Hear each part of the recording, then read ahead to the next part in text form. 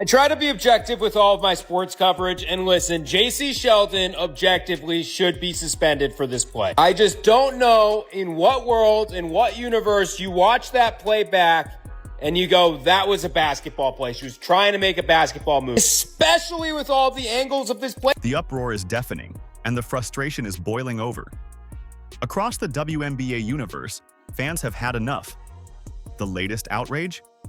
A brutal and reckless play by J.C. Sheldon that targeted none other than Caitlin Clark, women's basketball's most valuable player and the league's greatest draw. What looked like a blatant attack has now sparked a tidal wave of anger, and fans are calling for the one thing that might actually make a difference: financial punishment that hurts. If you agree that the league should suspend her, comment "Suspend Sheldon" down below.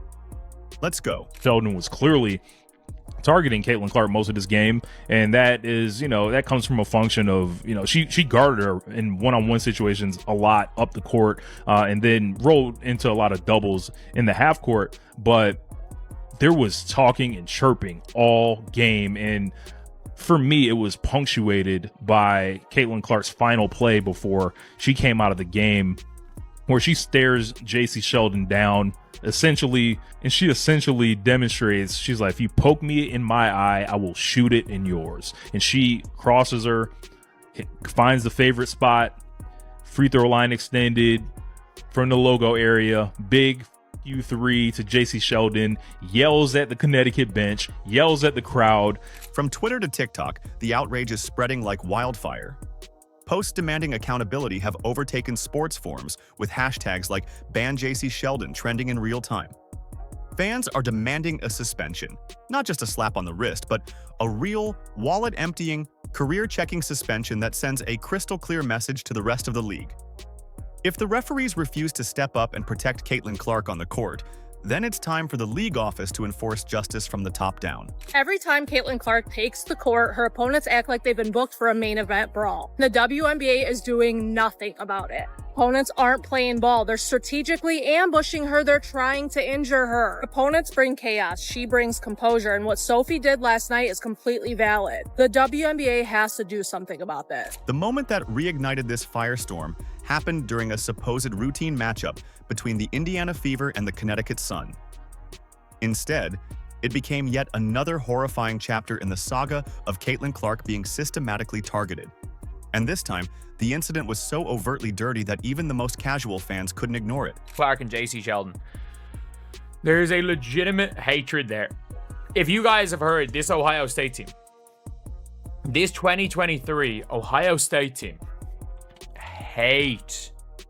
hated that Iowa team. And this is J.C. Sheldon, who was Caitlin Clark's direct matchup in these games. Like I tweeted out, forget Angel, forget Dejanay. This is Caitlin Clark's one true rival. J.C. Sheldon didn't just reach in on defense. She lunged and jabbed her fingers directly into Caitlin Clark's eye with surgical malice, grinning like she just won a carnival prize. The smirk afterwards sent chills through fans everywhere. This wasn't a clumsy reach-in.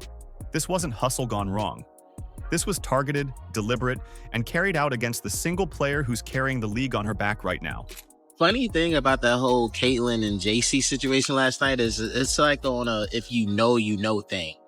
These two have been running a friendly fade on the court for like the last 4 years. They played in college, had great battles, so I'm not surprised last night happened. And it didn't stop there. As Clark stumbled and reeled from the eye poke, Sheldon continued her attack, grabbing Clark's arm and digging her nails in. A cheap shot with no basketball value, no intention of going for the ball. And just when it looked like things couldn't get worse, here came Marina Mabrey from behind, using the moment to blindside Clark with a shove that sent her crashing to the hardwood. And where were the refs in all of this? Watching, blinking, sipping invisible tea like nothing happened. Oh, you know what? I'm just going to be me. I don't go in there trying to predetermine anything. I'm dialed in. I need to focus on hitting my shots, making sure I'm executing the schemes right. I'm not focused on the extracurricular activities. And you know what? During that, it was just part of the game. I think the refs had a lot to do with that. It was a build-up for a couple of years now of them just not protecting, the star player of the WNBA. And so at the end of the day, I'm going to protect my teammates. That's what I do. And I'm a team player, so it's all good. Fans immediately responded with the fury of a crowd that's been ignored for far too long. Within hours, Sheldon's social media was buried under a wave of criticism, and the internet lit up with calls for suspensions, fines, and bans. Some were angry, others heartbroken, but all agreed something had to be done. Sheldon wasn't being treated like a fierce competitor. She was being called out as a bitter agitator who had no business targeting the face of the league with dirty plays. Look at it from behind or from the side. It's so obvious that she straight up leapt out towards Caitlyn and got her right in the eye. And the more I try and watch it back and you try to be objective, there is no world where this was a basketball play. And yes, she was playing tough defense on Caitlyn up until that point, but she leapt forward. And it's not like it's defensible where you can say she tried to get the ball, because her hand at that point was so far away from where the ball was. It's not like Caitlyn was dribbling the ball up near her face. How she was not ejected for this, I don't know. The broadcast was talking about it, and that's why Sophie Cunningham even had the opportunity to hard foul her at the end. I don't know what you do, but the league's got to do something. Mainstream media even jumped in. Late-night hosts and sports personalities couldn't ignore it either. Jimmy Fallon took a break from jokes to send a serious message on national television. Protect Caitlyn Clark at all costs. Enough is enough.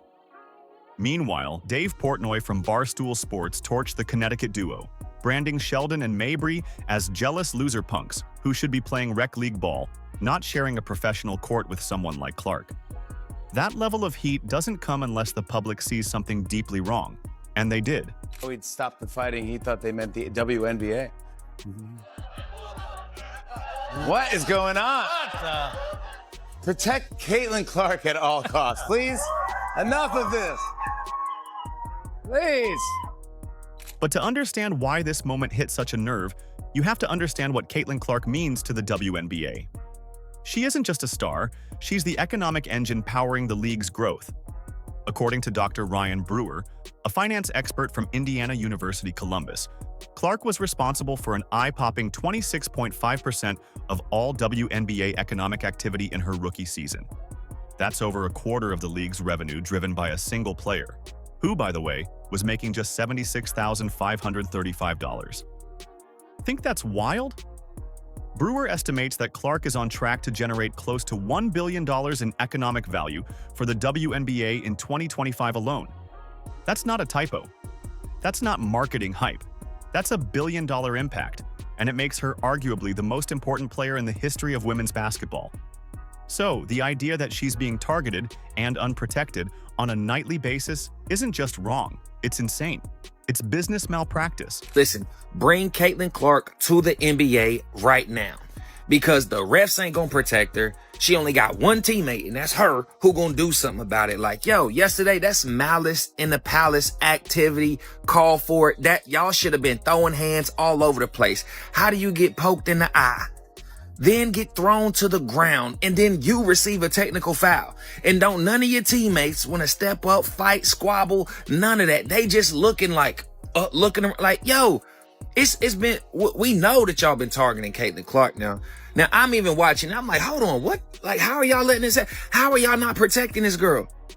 Now, she clearly is a superstar, right? But there's plenty superstars in the WNBA, and don't none of them get treated the way Caitlyn Clark get treated. Now, y'all gonna mess up and ruin the whole numbers, your ratings, your spawn, all that, if y'all don't have Caitlyn Clark in y'all's league. So y'all better start acting right. I'm telling you. When a player has that much influence on league visibility, ticket sales, TV ratings, and sponsor interest, allowing her to be assaulted without serious consequences isn't just a bad look.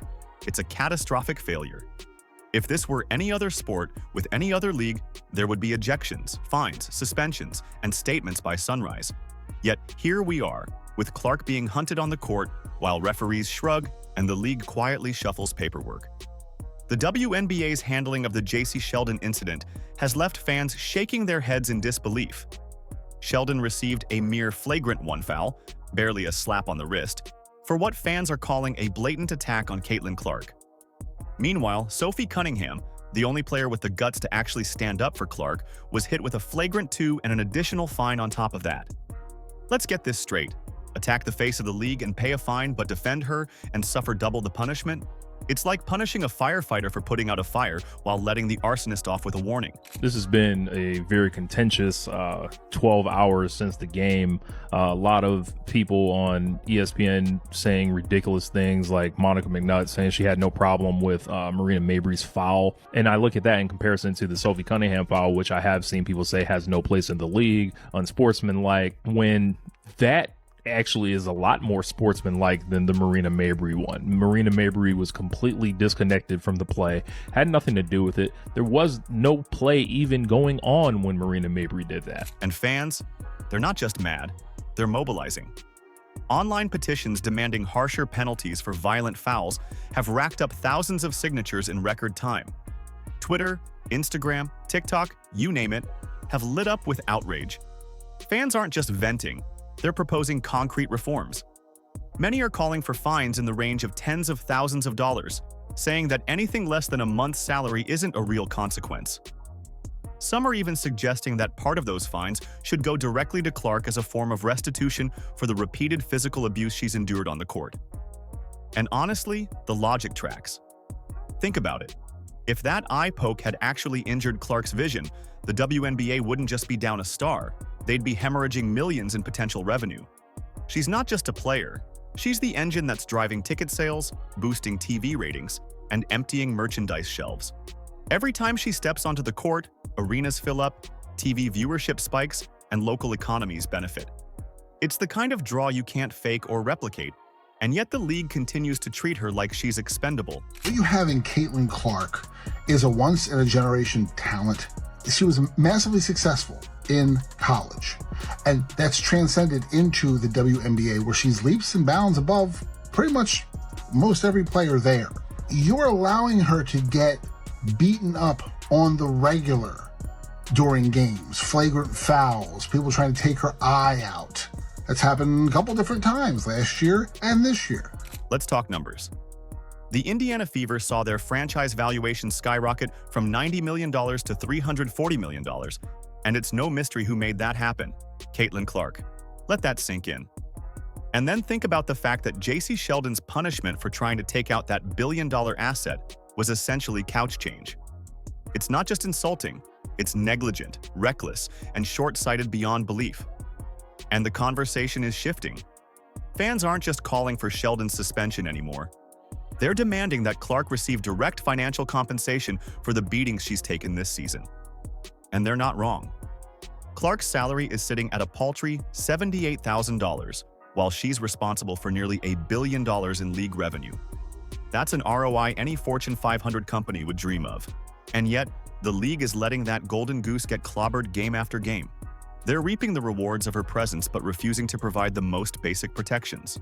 One could argue she is an A-level star, and they don't even have B and C level stars. From A, it drops to D.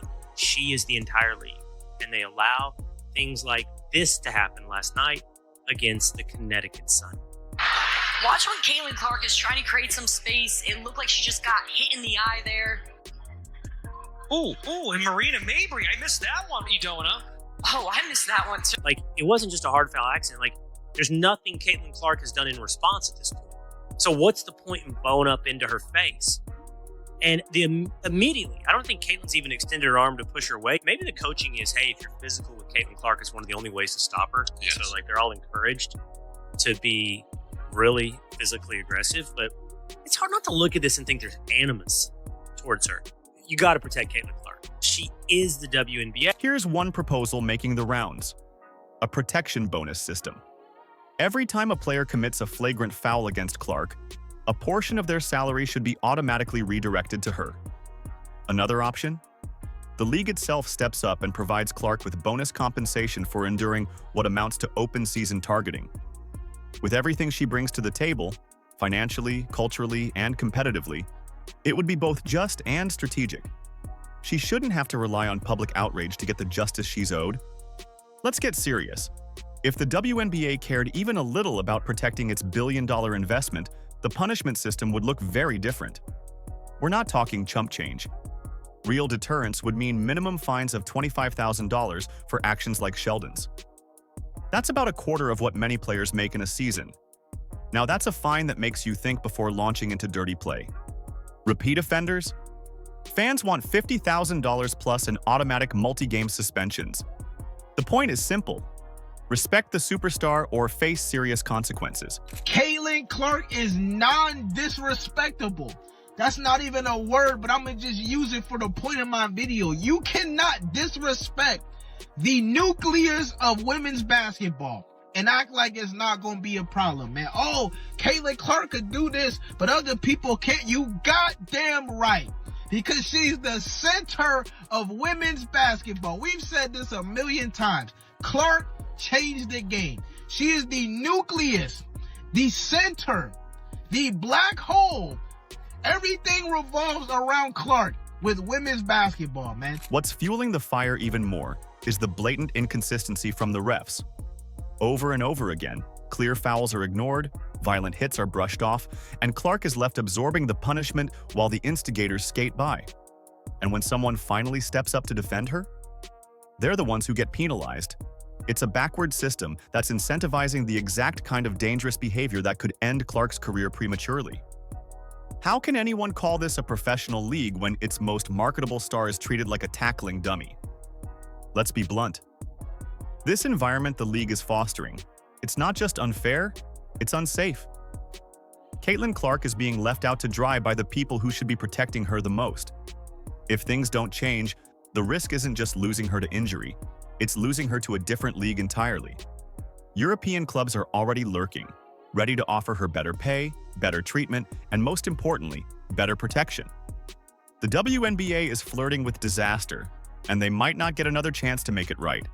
Caitlin Clark is the golden goose. Every game she is dropping golden eggs, and they are trying to strangle the golden goose to death. There's jealousy, there is hate. Everyone in the league seems to hate the fact that Caitlin Clark is making the league relevant. If I were advising Caitlin Clark, I would say start your own pro basketball league for women. I don't know why she benefits from the WNBA at all. She could go out, she is the draw for women's basketball, and set up her own league.